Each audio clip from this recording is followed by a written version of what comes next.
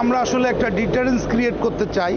ইদানিং লক্ষ্য করা যাচ্ছে যে প্রাইভেট কারগুলোতে কিংবা প্রাইভেট ভেহিকেলসে অপহরণ এবং ডাকাতির ঘটনা ঘটছে।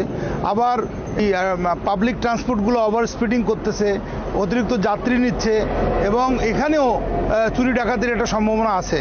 তো সব মিলায়া আমরা চাচ্ছি যে ঈদমুখী যাতায়াত যারা করছে হাইওয়েতে ঢাকা থেকে এবং ময়মনসিংহ থেকে, তারা যেন নির্বিঘ্নে এবং নিশ্চিন্তে নিরাপদে ঈদের যাত্রাটা করতে পারে। সেজন্য আমাদের আজকের এই চেকপোস্ট, এবং এই চেকপোস্ট শুধু এখন না, চেকপোস্ট সবসময় বহাল থাকবে, রাত এবং দিন 24/7 যে কোনো সময় যে কোনো জায়গায় আমরা চেকপোস্ট করব এই ডিটারেন্স ক্রিয়েট করার জন্য, মানে যাতে করে রাস্তায় কোনো গাড়ি ওভার স্পিডিং না করতে পারে, রাস্তায় কোনো ধরনের চুরি ডাকাতি ছিনতাই চাঁদাবাজি হতে না পারে। সেজন্য র্যাব, হাইওয়ে পুলিশ সবাই খুব আমরা সক্রিয় আছি এবং আমরা চাই একটা নির্বিঘ্নভাবে মানুষ যেন ঈদ উদযাপন করতে পারে, তাদের যাত্রাপথে যেন কোনো ধরনের অসুবিধার সম্মুখীন না হয়। সেজন্যই আমরা মহাসড়কে এই আজকে চেকপোস্ট উদ্বোধন করলাম এবং এটা ঈদ এবং ঈদ পরবর্তী সময়ে চলবে। ধন্যবাদ সবাইকে।